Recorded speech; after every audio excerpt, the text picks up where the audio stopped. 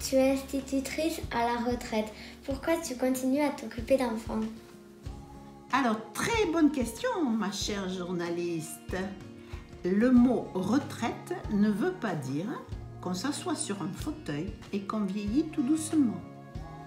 J'ai besoin d'action. Depuis que nous sommes installés à Tachois, ce très joli coin du Gers, nous avons décidé de reprendre la même idée, cette petite école, car les enfants d'ici, eux aussi, ils ont besoin d'un petit plus que nous pouvons leur apporter de par nos connaissances. Alors Gérard, lui, s'occupe plutôt d'accompagnement scolaire chez les collégiens ou c'est les jeunes en formation. Par exemple, il a fait passer des CAP petite enfance. Je suis plus spécialisée dans tout ce qui est le numérique. J'adore faire des tutoriels, j'adore aider les enfants à s'occuper des tablettes. Voilà pourquoi on a une retraite heureuse et active. Pour agir en milieu rural, pour préparer un terrain favorable au savoir et pour rendre les jeunes de nos campagnes opérationnels pour la société de demain. Pour maîtriser la langue française. Pour une francophonie sans frontières. Pour apprendre à gérer les moyens de communication.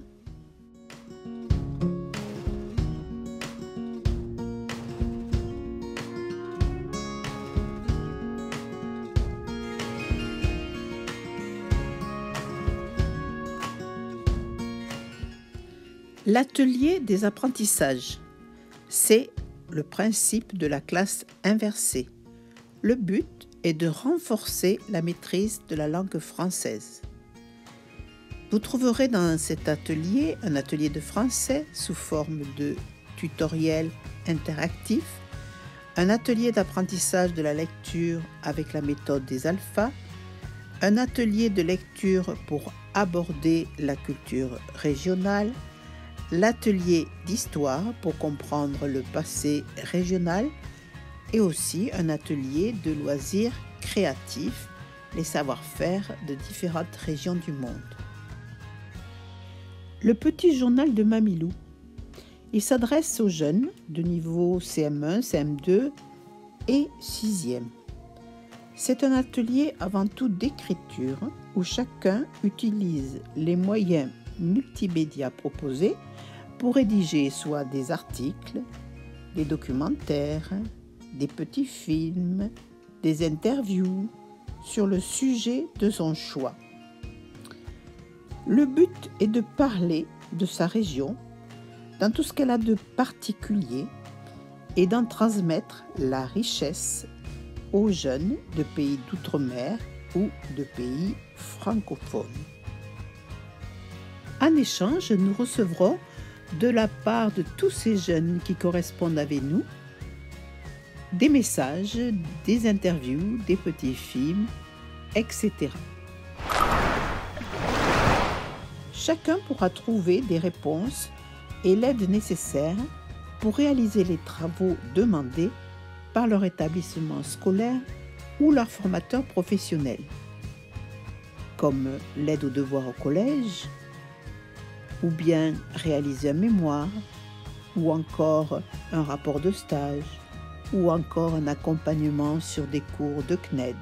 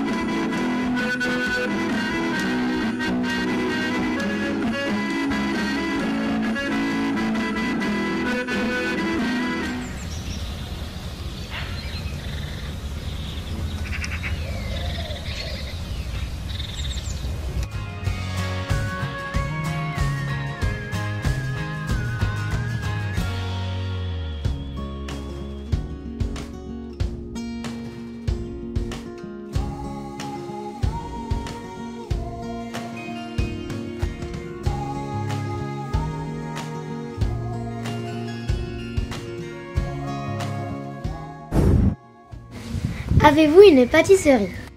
Non, pour l'instant, je n'en ai plus. Mais j'en ai eu une pendant 30 ans. Avez-vous déjà participé à un concours de pâtisserie? Jamais. Pourquoi?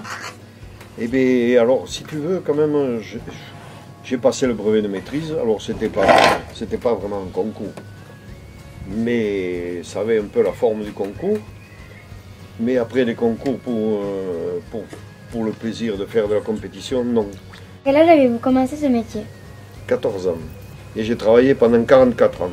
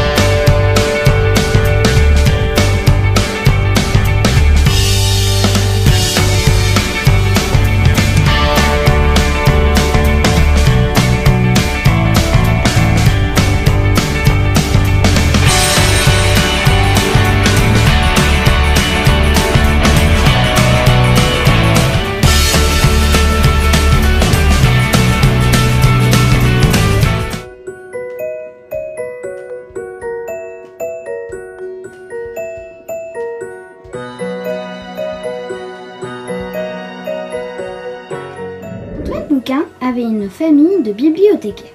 Malheureusement, celui-ci n'aimait pas du tout les livres. Pourtant, à chaque fois, ses parents lui disaient « J'aurais mieux le lire. Ça te ferait du bien. » Mais Antoine Bouquin n'aimait pas les livres. Moi, je me fiche des livres. J'en ai marre des livres, j'en ai marre des livres, j'en ai marre.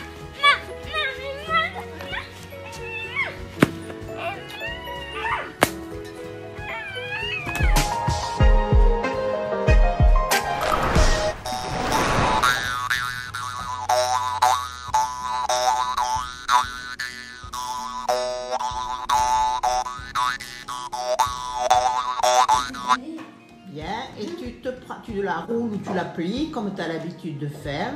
Et ensuite, tu te prends un petit sopalin pour la tenir parce que c'est mademoiselle. Moi... Tu fais des crêpes à la maison? Non, moi, c'est pas moi qui les fais. Ouais, c'est qui fait les crêpes? C'est soit maman, soit mamie. Voilà.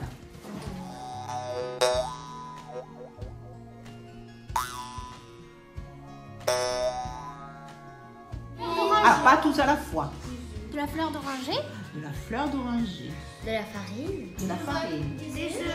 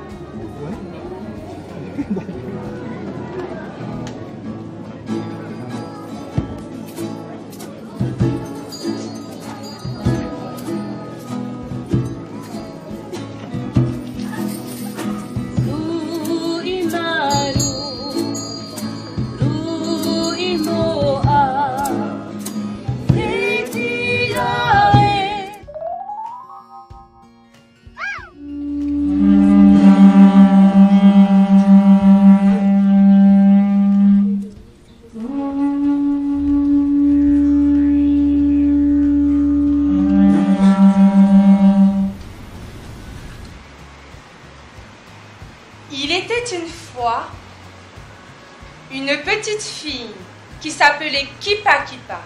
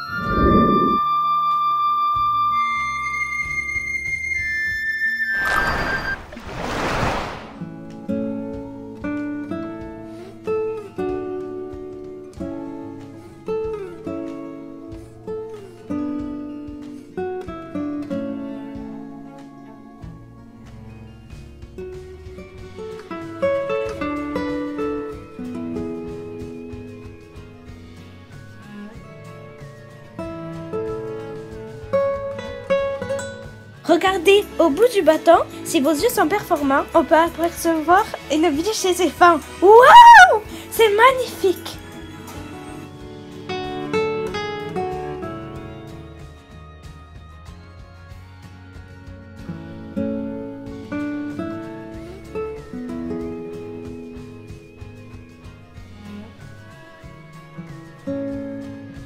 Regardez au bout du bâton, il y a des trous. Mais qu'est-ce que c'est, Lise?